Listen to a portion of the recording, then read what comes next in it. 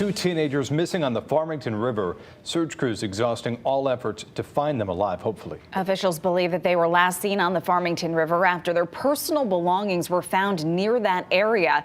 State police at this point, though, calling it a search and recovery effort with the hopes that they can provide some closure to the families.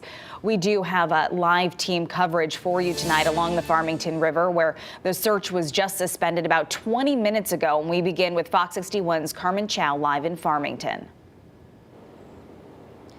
Ben and Amanda, police say unfortunately these incidents have happened in the past, and this one could have been prevented after police say a witness had warned the two teens about the dangers of the river. The bend is absolutely raging. It is. I've never seen it like this.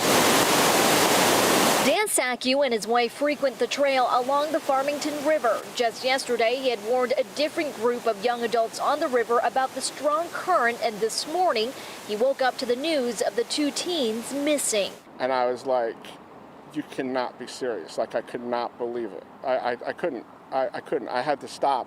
Police identifying them as 15-year-old Lucas Brewer and 17-year-old Anthony Nagore. Nagore was visiting and Brewer is from Plainville and attended Plainville High School. School Superintendent Steve LePage issuing a statement saying, quote, the Avon Police Department's search for these students continues and we will remain hopeful for their safe return.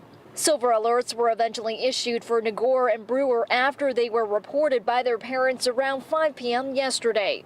Rescue crews found clothing and two cell phones on the side bank of the river, which police say led them to believe Nagore and Brewer went into the river.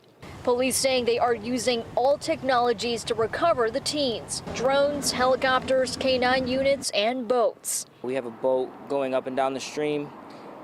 They're conducting side scan sonar to try to find the bodies. We also have our K-9 search and rescue units, or K-9s, that are specialized in search and rescue. Captain Keith Williams with the Connecticut Environmental Police adding they have dropped the water level by 50%, and a witness had actually warned Nagore and Brewer about the dangers of the river. Search efforts, he says, must usually be suspended by nighttime since it is dangerous for the officers to be out on the boat. The water temperature in the river is cold. It's probably in the low 60s. Hypothermia sets in very quickly. And police say so far they have not come up with any results, but they plan on being back out here tomorrow at 8 in the morning. I'm live in Farmington. Carmen Chow, Fox 61 News.